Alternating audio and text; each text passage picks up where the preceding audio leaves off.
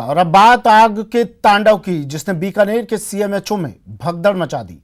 Bikaner CMHO office में आग लग गई। आग की लपेट में 3 गाड़ियां भी आ गई। एम्बुलेंस और 2 बोलेरो गाड़ी आग की चपेट में आ गई। सूचना पर मौके पर पुलिस पहुंची और आग बुझाने की कोशिशें अब की जा रही है। दमकल को सूचित किया गया। दमकल की गाड़ियां मौके पर पहुंची। ये तस्वीरें सीएमएचओ ऑफिस में लगी आग।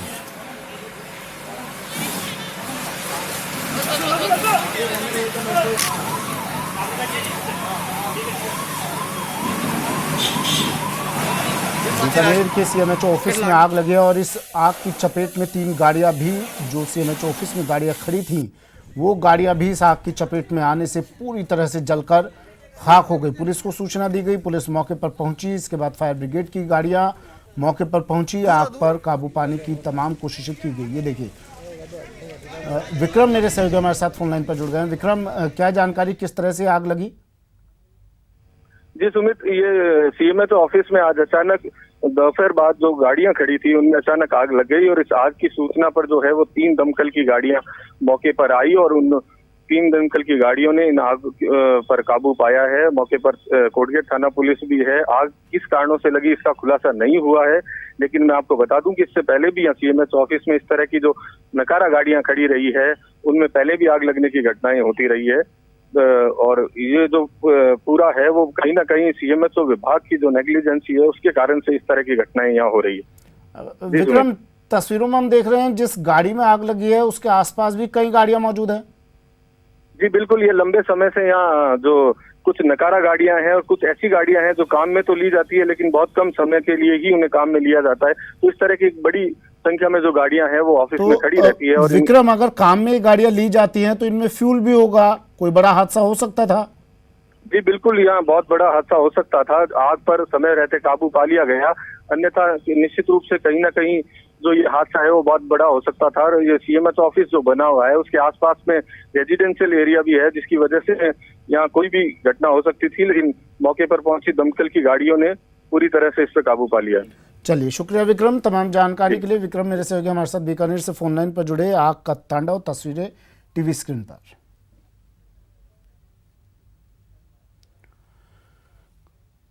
बीकानेर में आग के इस कहर से पहले भी प्रदेश में आग ने आज 2 और जगहों पर जमकर तांडव किया।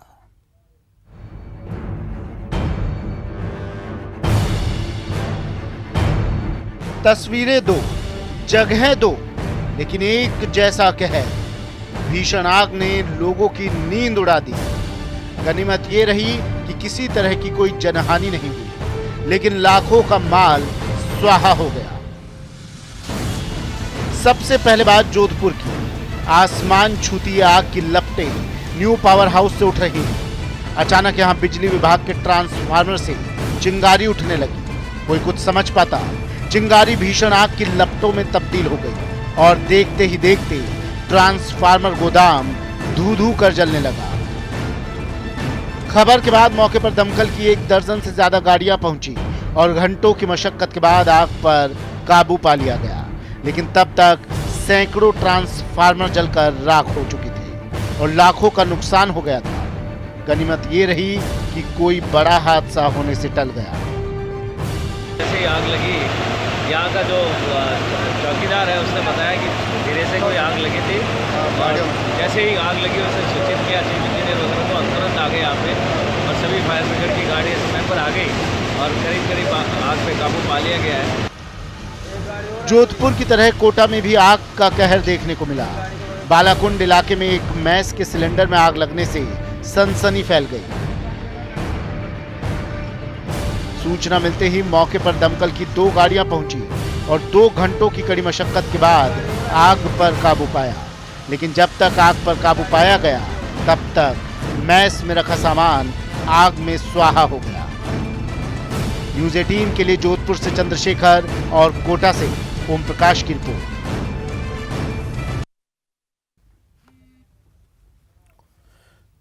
चलिए अब सीधा लिए चलते हैं ओडिशा, जहां प्रधानमंत्री नरेंद्र मोदी संबोधित कर रहे हैं। 130 करोड़ आकांक्षाओं के सपनों के लिए सामान्य मानवी के लिए कुछ कर पा रहा है। भाइयों और बहनों, आपके इस चौकीदार पर अगर ओडिशा सहित पूरे देश का इतना स्नेह और उसी के कारण ये सबसे बड़ा काम आज विकास का इतिहास और विकास का विश्वास जन जन में नजर आ रहा है।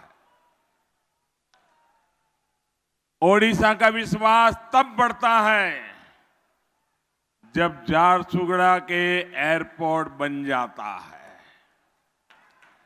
बालांगीर बिचुपली रेलवे लाइन जैसे प्रोजेक्ट बनते हैं। ओडिशा का विश्वास तब बढ़ता है जब ओडिशा में सिर्फ रेलवे के विकास के लिए 5 वर्षों पहले की तुलना में 5 गुना अधिक पैसा लगाया जाता है। ओडिशा का विश्वास तब बढ़ता है जब बलांगीर, सुवर्णनगर, कंधमाल सहित पूरे ओडिशा के 24 लाख गरीब परिवारों के घर में बिजली का मुफ्त कनेक्शन दिया जाता है। ओडिशा का मोदी के प्रति विश्वास तब बढ़ता है जब गरीबों को अपने पक्के घर मिलते हैं, घर में खाना पकाने के लिए मुफ्त में गैस का कनेक्शन मिलता है, शौचालय मिलता है। साथियों, आज बालांगीर और कंधमाल सहित पूरे ओडिशा को एक बात पूरी गंभीरता से सोचने की जरूरत है। ओडिशा में कोयला भी है, धातु भी है, जल भी है, जंगल भी है। फिर क्या कारण है कि इतना समृद्ध ओडिशा पिछड़ क्यों गया? चलिए अब आपको लिए चलते हैं अजमेर, जहां पूर्व मुख्यमंत्री वसुंधरा राजे कार्यकर्ताओं के बीच हैं, समर्थकों के बीच हैं और उनसे बात कर रही हैं, उन्हें संबोधित कर रही हैं। क्या हुआ? बोला कि नहीं बोला? बोलने लगा ना। जब मैं पहले बार चुनाव के अंदर आई थी तो इतनी घबराई हुई थी कि मैंने सबको बोल दिया मैं तो बोल नहीं सकूंगी, कुछ 4 लाइन लिख के हमको दे दो। 4 लाइन। अब ये माइक छीनो तब मेरे से चला जाता है, नहीं तो छोड़ा नहीं जाता। लांबा की ये स्थिति ना हो जाए कि आप कहो कि ये इतना बोलने लगा है, क्या होगा? अभी छोड़ेगा नहीं, माइक लग गया उस पे। हाँ, जिला प्रमुख जी वंदना और पूर्व मुख्य सचेतक हमारे कालूलाल जी गुजर। हाँ कालूलाल जी, मुझे बहुत अच्छा लगा आप भी यहाँ हूँ। सुरेंद्र बना, पूर्व मंत्री श्री सोनगरा जी, पूर्व संसदीय सचिव शत्रुघ्न जी कहाँ है? यार शत्रुघ्न, तुम तो आए नहीं, देखे अपनी। हाँ, हेलो ही नहीं किया। क्या बात है, क्या बात है यार। हाँ, और शहर जिला के अध्यक्ष हमारे हेड़ा जी, देहात के जिला अध्यक्ष हमारे सारस्वत जी और पलाड़ा जी। भैया थोड़ा सा हम लोगों के साथ टाइम पे आया तो प्रॉब्लम नहीं होगी।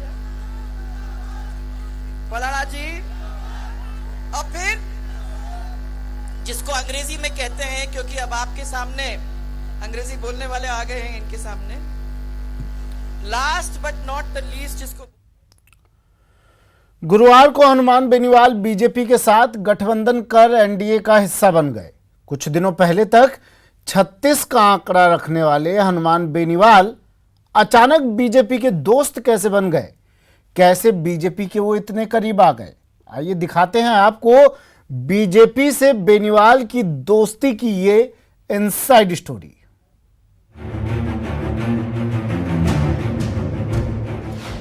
जाटों के बड़े नेता अब बीजेपी के साथ। 6 लोकसभा सीटों पर बीजेपी की पकड़ मजबूत। विधानसभा की कमजोर कड़ी हो गई मजबूत। हनुमान बेनीवाल अब करेंगे बीजेपी का प्रचार। ये दोस्ती की वो तस्वीर है जिसके ताबीर होने की कल्पना भी चंद रोज पहले तक किसी ने नहीं की थी। लेकिन ये सियासत है, और सियासत में जैसे दोस्ती स्थायी नहीं होती, ठीक वैसे ही दुश्मनी भी स्थायी नहीं होती। जैसे हनुमान बेनीवाल बीजेपी से दूर हुए थे, वैसे ही करीब भी हो गए। पिछले साल दिसंबर के महीने में जब विधानसभा चुनाव के नतीजे आ रहे थे तो हनुमान बेनीवाल ईश्वर से खंडित जनादेश की प्रार्थना कर रहे थे, मगर जब चुनावी नतीजों की तस्वीर साफ हुई तो कांग्रेस सत्ता की दहलीज तक पहुंच गई थी। हनुमान बेनीवाल के सपने चकनाचूर हो गए थे। 3 सीटें जीतने के बाद भी आरएलपी सरकार का हिस्सा न बन सकी तो उन्होंने सचिन पायलट को मुख्यमंत्री बनाने की मांग की, और जब सचिन पायलट मुख्यमंत्री नहीं बने तो फिर उनके सुर धीरे धीरे बदलते चले गए। थोड़े दिनों पहले उन्होंने मुख्यमंत्री अशोक गहलोत से मुलाकात की। इस मुलाकात के बाद कयास लगाए जाने लगे कि हनुमान की पार्टी का कांग्रेस के साथ गठबंधन होने जा रहा है, मगर बात बनते बनते अटक गई। हनुमान ज़्यादा चाहते थे और कांग्रेस उन्हें बहुत कम देना चाहती थी, और साथ में हनुमान नागौर सीट का भी सौदा करना चाहते थे जो कांग्रेस को मंजूर नहीं था। राजस्थान की क्षेत्रीय सियासत में आरएलपी दोराहे पर खड़ी थी। सियासी वजूद बचाए रखने और जाटों के सबसे बड़े नेता बने रहने के लिए यह जरूरी था कि हनुमान बेनीवाल कोई अहम फैसला करें। जब कांग्रेस से गठबंधन नहीं हो पाया तो फिर हनुमान ने बीजेपी से संपर्क साधा। हनुमान चूंकि पूर्व में बीजेपी के विधायक रह चुके थे, इसलिए उनके संपर्क उनके काम आए। प्रकाश जावड़ेकर ने इसमें अहम योगदान दिया। उनकी अमित शाह से बात कराई गई। अमित शाह चाहते थे कि जाटों के बीच बीजेपी को अगर जिंदा रखना है और ज़्यादा से ज़्यादा जाटों का वोट लेना है तो हनुमान को साथ लाना होगा। इसलिए उन्होंने पूर्व मुख्यमंत्री वसुंधरा राजे की पसंद और नापसंद का भी ख्याल नहीं रखा। हालांकि वसुंधरा राजे इस फैसले के न तो साथ है और न ही उन्होंने मुखालफत की है। पूरा फैसला पार्टी आला कमान ने लिया है। बीजेपी के लिए नागौर की जंग मुश्किल हो रही थी। टिकट का ऐलान टलता जा रहा था। ऐसे में उन्हें हनुमान बेनीवाल की याद आई और फिर शुरू हुई उन्हें मनाने और करीब लाने की कोशिशें। हनुमान बेनीवाल के सियासी गुरु गुलाबचंद कटारिया ने पहली शुरुआत की। गुलाबचंद कटारिया को बेनीवाल गुरु मानते थे, लिहाजा उन्होंने बात शुरू की। भारतीय भवन के एक बड़े पदाधिकारी ने भी हनुमान बेनीवाल से बात शुरू की। हरियाणा से केंद्र सरकार में शामिल एक मंत्री ने भी अहम भूमिका निभाई। बीजेपी अध्यक्ष अमित शाह ने भी बाद में बेनीवाल को समझाने की कोशिश की। अमित शाह चाहते थे हनुमान बेनीवाल की पार्टी का बीजेपी में विलय हो जाए, लेकिन महत्वाकांक्षी हनुमान बेनीवाल किसी सूरत में पार्टी के विलय को तैयार नहीं हुई। आखिरकार बीजेपी के साथ आरएलपी के गठबंधन का रास्ता निकाला गया। बीजेपी ने नागौर की सीट छोड़ दी, जहां से हनुमान बेनीवाल खुद उम्मीदवार होंगे। अब ये तो जब समझौते का मतलब ये होता है कि दोनों तरफ से ही होता है, एक तरफा नहीं होता। वन साइड लव स्टोरी नहीं है ये जरूरत के मुताबिक हुआ और देश की स्थायित्व और सुरक्षा के लिए जरूरी है।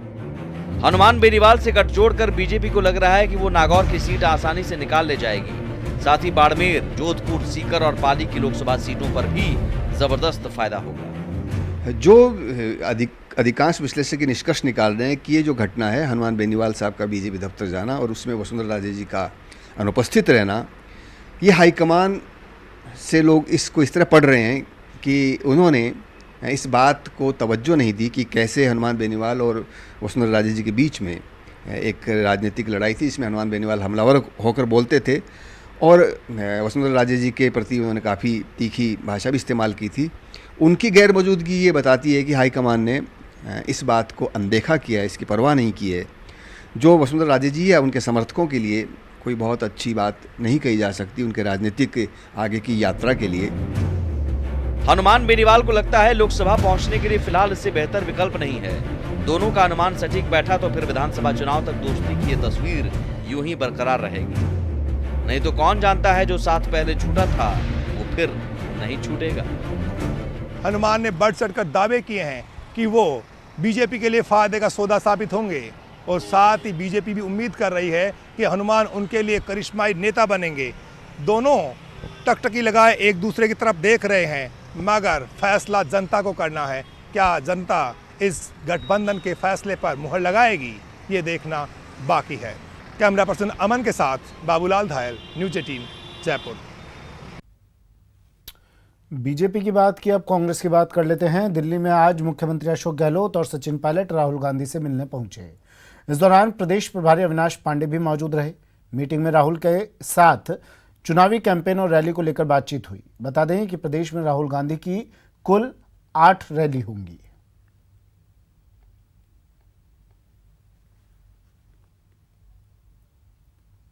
नहीं, राजस्थान में जो सीटें बदलने का कोई मामला नहीं है। राजस्थान में जो कैंपेन हमारा चल रहा है, उस कैंपेन के बारे में पिछले 2 दिनों जो हमारी कार्यशाला चली और आगे कांग्रेस अध्यक्ष के प्रोग्राम और सभी 25 सीटों पर हम किस प्रकार से जीत हासिल कर रहे हैं, उसका एक रिव्यू था जो जिसमें माननीय मुख्यमंत्री जी और माननीय प्रदेश अध्यक्ष दोनों भी उसमें शामिल थे। और मुझे खुशी है कि आने वाले फर्स्ट फेज का चुनावी रणनीति हमारी पूर्ण स्पष्टता के साथ में सभी क्षेत्रों में बहुत अच्छे मैसेज हैं और जो गति है हमारे कैंपेन की वो हम और तेजी से आगे बढ़ाएं। सर, आम आदमी पार्टी से गठबंधन को लेकर इस प्रकार का कोई भी प्रस्ताव राजस्थान में ना मैं तो राजस्थान में संबंधित इस प्रकार के कोई विषय नहीं था। आज विषय था मेन कैंपेन और आगे में जो भी कांग्रेस अध्यक्ष की विजिट्स और उसके सर कोई रैलियों की बात हुई कि कितनी रैलियां आप रखने वाले हैं, इस पे भी चर्चा हुई? इस पे कुल 8 रैलियां होंगी माननीय कांग्रेस अध्यक्ष की। उसकी तिथि अभी हमने जॉइंटली दी हुई है, उसका जैसे ही कंफर्मेशन आएगा हम इसको जाहिर रूप से। जयपुर में नगर निगम ने कार्रवाई करते हुए मालवीय नगर में दाना पानी रेस्टोरेंट को 240 दिन के लिए सीज कर दिया है। बताया जा रहा है कि अग्निशमक उपकरण न होने के कारण इसे सीज किया गया है। नगर निगम के अधिकारियों ने इस कार्रवाई के दौरान जानमाल की सुरक्षा को खतरा बताया। ये पूरी कार्रवाई मोती डूंगरी जोन इलाके में की गई है।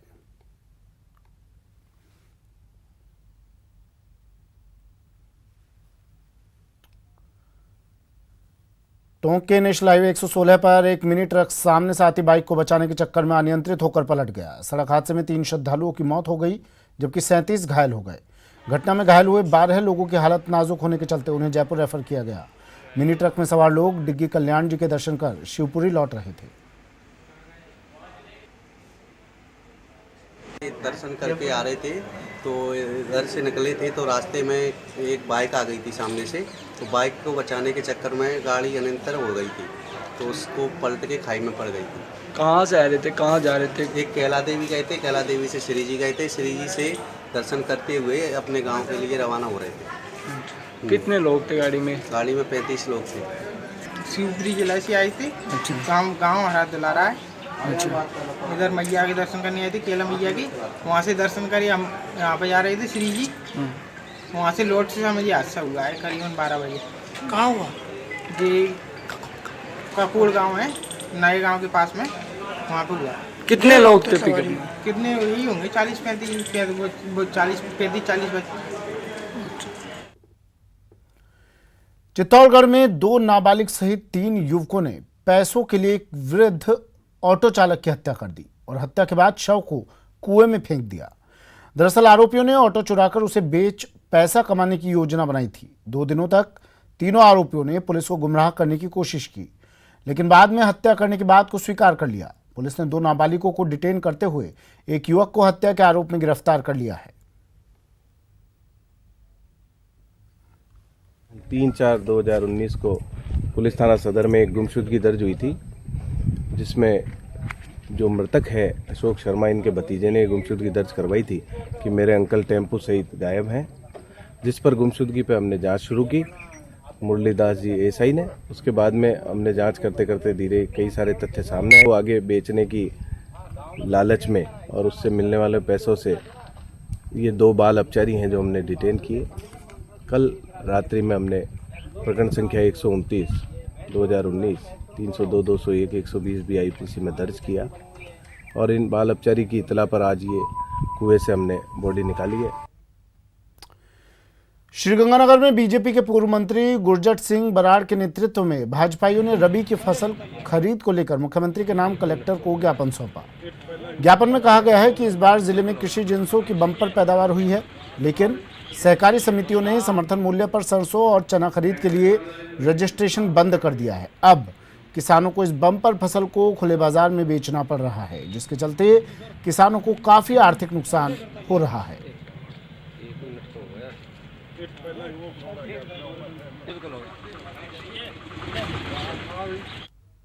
किसानों को गुमराह कर रहे हैं। पॉलिसी कुछ कह रही है इनकी और भाषण कुछ कह रहे हैं। किसानों को दोनों तरफ से मार पड़ रही है। 25 क्विंटल वाला जो इनका नियम इन्होंने लागू किया है वो किसानों पर बहुत एक तरह की नुकसान है उनको, उनकी फसल मंडियों में रुल रही है और किसान इनकी सरकार की मुंह की तरफ देख रहा है और किसान बेबस है कि सरकार आपके पास फसल उनके भाषणों पर जाए या इनकी पॉलिसी पे जाए। ये मैं सरकार से चाहता हूँ कि इसको स्पष्टीकरण सरकार दे। डूंगरपुर जिले में स्वीप कार्यक्रम के तहत मतदाताओं को जागरूक किया गया। जिले के स्वीप प्रभारी और जिला परिषद के मुख्य कार्यकारी अधिकारी ने सागवाड़ा विधानसभा क्षेत्र में पहुंचकर मतदाताओं को जागरूक किया। अधिकारी ने विधानसभा चुनाव में वोट प्रतिशत कम रहने वाले बूथ क्षेत्र का दौरा किया और यहां के मतदाताओं से संवाद करते हुए अधिक से अधिक मतदान कर लोकतंत्र में अहम भागीदारी निभाने की अपील की।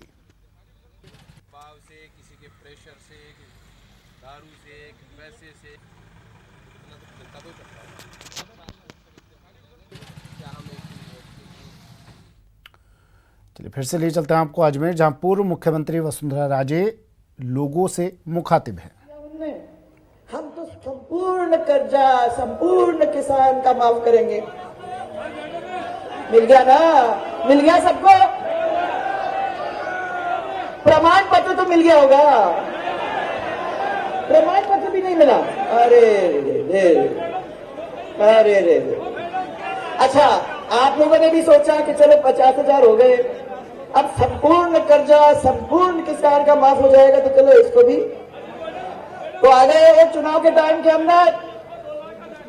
नहीं 2 लाख के झांसे में नहीं आए, आप संपूर्ण कर्जे के संपूर्ण किसान माफ करने में उस झांसे में आ गए। अब वो 2 लाख पे आ गए। 2 लाख भी किसी को नहीं मिलने वाला है, क्योंकि ये खुद कह रहे हैं हमारा खजाना खाली है। और इसने फिर कहा, ये हमने अभी कहा था कि हमने बिजली, आप लोगों ने कहा बिजली माफ करो, तो 3 horse power 5 horse power 10 horse power के बिल, अब इसको नहीं कर सकते कुछ, क्योंकि बिल के अंदर हमने उसको कर दिया था। तो 833 रुपए आपके बिल के अंदर माफ होंगे ही होंगे, और नहीं होंगे तो आप लोग सब खड़े हो जाओगे, वो सब जानते हैं। इसलिए वो चीज जो चालू कर दिया गया है वो चालू रहेगा, उसको कुछ ये लोग नहीं कर पाएंगे। ये व्यवस्था हम लोगों ने कर दी है। अब आप बताओ, मेरे को बिजली मिल रही है अच्छी तरह से? क्यों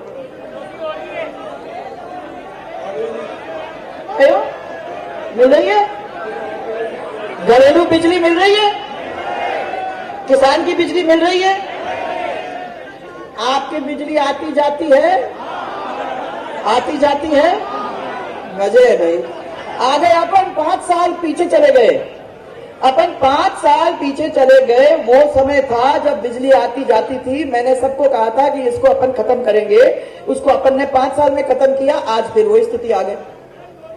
अब कहने की बात है यार, कहने की बात है। मैं अब किसान सम्मान निधि, आपको तो किसी को मालूम ही नहीं है उसके बारे में, आपने खाली अखबार में पढ़ा है कि प्रधानमंत्री जी ने किसान सम्मान निधि बनाई है, जिसमें 6,000 रुपया सब किसान को मिलेगा। दौसा में जिला निर्वाचन अधिकारी अविचल चतुर्वेदी ने मतदाताओं से अपील की है कि वे लोकसभा चुनावों के लिए 6 मई को मतदान जरूर करें। इसके साथ ही अधिक से अधिक मतदाता अपने साथ फोटो युक्त आईडी लेकर मतदान केंद्र पर जाएं।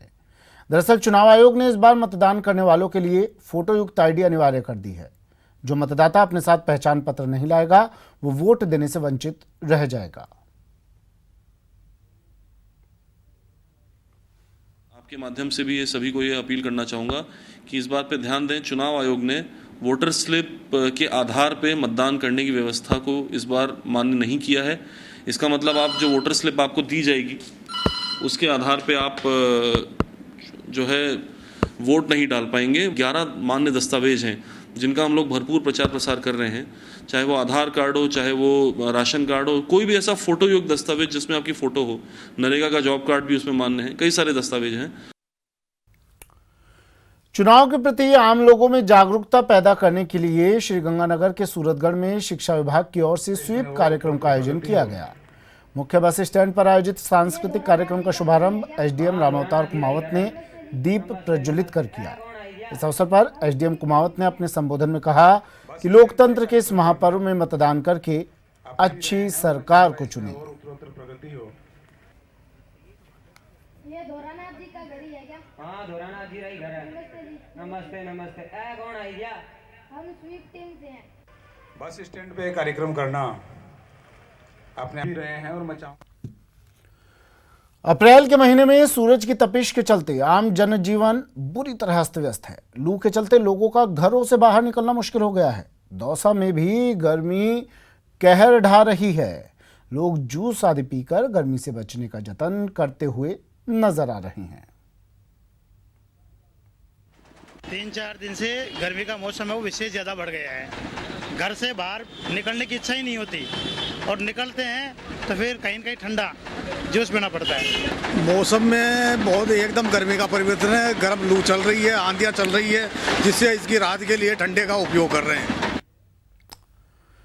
यूपीएससी की सिविल सेवा परीक्षा में राजस्थान के सपूतों ने जलवा बिखेरा है। जयपुर के कनिष्क ने कमाल करते हुए पूरे देश में टॉप किया, तो जयपुर के ही अक्षत जैन ने दूसरी रैंक हासिल की। यूपीएससी में राजस्थान का राज, मरुधरा की माटी से निकले आईएएस टॉपर। जयपुर के कनिष्क कटारिया ने हासिल की पहली रैंक। जयपुर के ही अक्षत जैन बने सेकंड टॉपर। अजमेर के श्रेयांश कुम्मट ने हासिल की 4th रैंक। तस्वीरें दो हैं, लेकिन मरुधरा के मेहनत कशों की कहानी एक है। माँ बाप, बहन, सबके सब भूले नहीं समारे। लाल कनिष्क ने कमाल ही ऐसा किया है। न सिर्फ माँ बाप और परिवार बल्कि पूरी मरुधरा का मस्तक गर्व से ऊंचा कर दिया है। जी हां, जयपुर के कनिष्क कटारिया ने यूपीएससी की सिविल सेवा परीक्षा में पूरे देश में टॉप किया है। खुद कनिष्क अपनी सफलता पर बेहद खुश नजर आते हैं। बहुत अच्छा लग रहा है, कम्प्लीटली अनएक्सपेक्टेड था मेरे लिए एंड फर्स्ट अटेम्प्ट में एक फर्स्ट रैंक लाना एकदम सरप्राइजिंग था मेरे लिए। काफ़ी अच्छा लग रहा है। कितनी मेहनत करी होगी आपने? जी, मेहनत तो बहुत करी है। लास्ट 2 इयर्स कम्प्लीटली इसके ऊपर फोकस रहा है। जॉब वगैरह मैंने क्विट करके इसकी तैयारी करी थी एंड आज 2 साल की मेहनत का आज रिजल्ट सामने दिखा है, तो काफ़ी अच्छा लग रहा है। कमाल करने वाला है ये तो पता था, क्योंकि बचपन से ही कमाल करते हुए आया है, लेकिन ये नहीं हम लोगों ने एक्सपेक्ट किया था कि फर्स्ट रैंक आ जाएगी। क्योंकि जैसे ही रिजल्ट उसने देखा, मैं बगल में ही बैठी हुई थी, तो रिजल्ट देखते ही उसको खुद को विश्वास नहीं हुआ, उसने मुझे दिखाया तो हम दोनों को विश्वास नहीं हुआ और एक बार तो हम लोग बिल्कुल ऐसे हो गए कि ये क्या हो गया है, चिल्लाने लग गए। और खुशी है हम लोग को बहुत ज़्यादा इस चीज़ की। अभी ये अपनी मेहनत करता है और एक लक्ष्य बना लेता है, मुझे ये करना है तो करना है, लेकिन साथ में ये गेम वगैरह टीवी देखना ये भी करता है। हाँ जी, मैच देखता है, सुबह पेपर होता, रात को मैं देखता है, मैं ताजुब करती हूँ पेपर कैसे देगा ऐसे करके शुरू से। और ये बचपन से ही मेहनती है, मेहनत भी करता है, बाकी लक की भी बात है। ईश्वर की कृपा और आप सब लोगों की दुआओं से टॉप किया है। अच्छा इसका ट्रैक रिकॉर्ड रहा है। इसने जो है 11th में भी जो आपके नेशनल साइंस ओलंपियाड है, इंटरनेशनल मैथ्स ओलंपियाड है, उसमें इंटरनेशनल रैंक फर्स्ट रही इसकी। साइंस ओलंपियाड में इसकी जो है आपके नेशनल रैंक फर्स्ट रही है। AITPL में 24 रैंक थी इसकी, तो ईश्वर की कृपा से ठीक है, अच्छा इसका परफॉर्मेंस रहा। IIT बॉम्बे से बीटेक ग्रेजुएट कनिष्क अनुसूचित जाति से हैं। उन्होंने यूपीएससी मेन एग्जाम में ऑप्शनल सब्जेक्ट में मैथ्स रखा था। कनिष्क ने कहा, पूरे आत्मविश्वास के साथ लगातार मेहनत की जाए तो सफलता जरूर मिलती है। मैं ज़रूर बोलूँगा कि चैलेंजेस रहते हैं, क्योंकि जैसे मेरा एकदम प्राइमरी स्कूलिंग रही है वो हिंदी मीडियम में रही है। उसके बाद में आफ्टर सेकेंडरी में मैं थोड़ा इंग्लिश मीडियम में शिफ्ट हुआ था, बट उस वक्त थोड़ा चैलेंज लगा था एग्ज़ाम देते वक्त भी, क्योंकि मेरा स्ट्रीम हमेशा अलग रहा है, टेक्नोलॉजिकल बैकग्राउंड में रहा हूँ, तो इसके अंदर मेरे को नॉलेज नहीं था कि कितना एफर्ट डालना पड़ेगा। तो चैलेंजेस तो रहे हैं, बट अगर सेल्फ कॉन्फिडेंस एंड रहेगा तो कर सकता है इंसान। वहीं अक्षत के घर में भी जश्न का माहौल है। बधाइयां देने वालों का तांता लगा हुआ है। अक्षत ने अपनी सफलता का श्रेय माता पिता और साथियों को दिया। उन्होंने कहा कि योजनाबद्ध तरीके से तैयारी की जाए तो सफलता जरूर मिलती है। देखिए, कठिन बिल्कुल है, बट मेरा मानना है इस वजह से नहीं कि इसका सिलेबस कठिन है। मेरा ये मानना है कंपटीशन आजकल बहुत हो गया है, तो उस मामले में बिल्कुल कठिन है। बट अगर आप जो है अपने सिलेबस के हिसाब से सही स्ट्रैटेजी पकड़ें और सही दिशा में चलते रहें तो सक्सेस काफ़ी हद तक पॉसिबल है इस एग्ज़ाम में। अक्षत का मानना है कि जीवन में पैसे के अलावा बहुत कुछ है और सिविल सर्विसेज के जरिए वो मिल सकता है। जो डिसीजन ये रहा सिविल सर्विसेज में आने का, वो 3rd ईयर में मेरे रहा था कॉलेज के। तो जब मैंने इंटर्नशिप की थी अपनी, तो मेरा ये फिर रियलाइज़ हुआ कि मुझे एक्चुअली में करना क्या है। तो मेरा ये मानना था कि ज़िंदगी में जो है सिवाय पैसे के अलावा भी बहुत चीज़ें हैं, और ख़ासकर कि सिविल सर्विसेज से जो आप अपनी पोजीशन को लेके दूसरों की मदद कर सकते हैं, वो एक ऐसी चीज़ थी जिसने मुझे मोटिवेट किया। और उसके अलावा जो इज़्ज़त इस प्रोफेशन में मिलती है वो भी एक ऐसी चीज़ थी जिस वजह से मैं, मतलब ये ऐसी चीज़ें हैं, हर इंसान की अपनी ज़िंदगी में अपनी प्रायोरिटीज़ रहती हैं, तो उस हिसाब से मैं इधर आया। सीएम गहलोत ने ट्विटर के जरिए कनिष्क और अक्षत को इस बड़ी सफलता पर बधाई दी।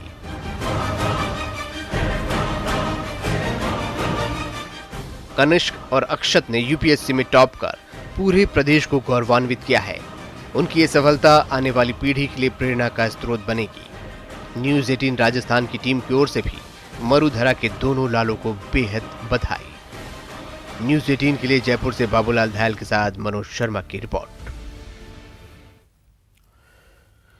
आज से चैत्र नवरात्र शुरू हो गए हैं। नवरात्र के शुभारंभ के साथ देश भर के मंदिरों में लोगों की भारी भीड़ देखने को मिली। प्रदेश की बात करें तो यहां भी सुबह से ही मंदिरों में भक्तों का तांता लगा रहा। टीवी स्क्रीन पर आप पहली तस्वीर देख रहे हैं, ये कोटा की है, जहां नवरात्रि का पर्व पूरे भक्तिभाव के साथ मनाया जा रहा है। दूसरी तस्वीर उदयपुर की है, जहां शुभ मुहूर्त में घट स्थापना कर नवरात्रि की शुरुआत की गई। तीसरी तस्वीर बीकानेर से है, जहां लोगों की लंबी कतारें नजर आई। चौथी तस्वीर जोधपुर मेहरानगढ़ के चामुंडा मंदिर की है, जहां सुबह से ही श्रद्धालु माता के दर्शनों के लिए उमड़ पड़े। और आखिरी तस्वीर बांसवाड़ा के मां भगवती त्रिपुरा सुंदरी मंदिर की है, जहां लोग मंगला आरती करते नजर आए।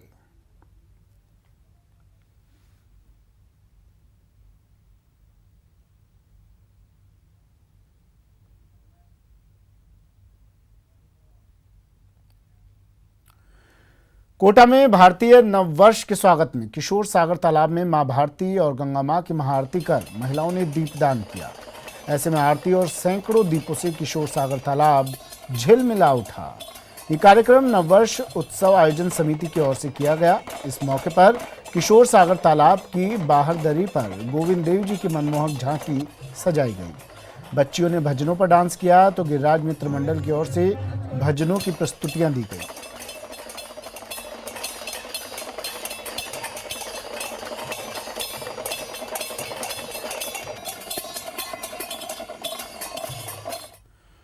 सीधा लिए चलते हैं बांसवाड़ा। मुख्यमंत्री अशोक गहलोत यहाँ पहुँचे हैं और ये देखिए चुनावी सभा को संबोधित करने के लिए मंच पर मौजूद मुख्यमंत्री अशोक गहलोत।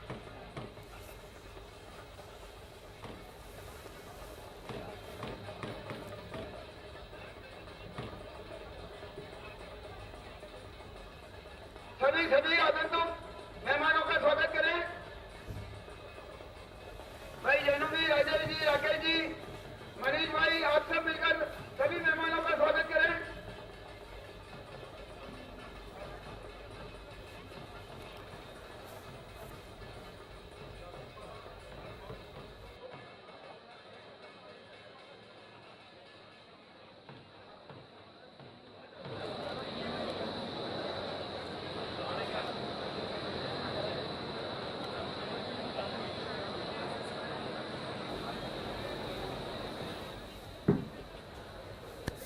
तो इस सीधी तस्वीरें बांसवाड़ा से दिखा रहे हैं। एक विशाल जनसभा को संबोधित करने के लिए यहाँ पहुंचे हैं मुख्यमंत्री अशोक गहलोत, बताने के लिए कि इन 100 दिनों में सरकार ने क्या कुछ किया है लोगों के लिए, जनता के लिए। चिकित्सा मंत्री रघु शर्मा भी उनके साथ मौजूद मंच पर मौजूद हैं और ये अब स्वागत करते हुए मुख्यमंत्री का यहाँ के लोग।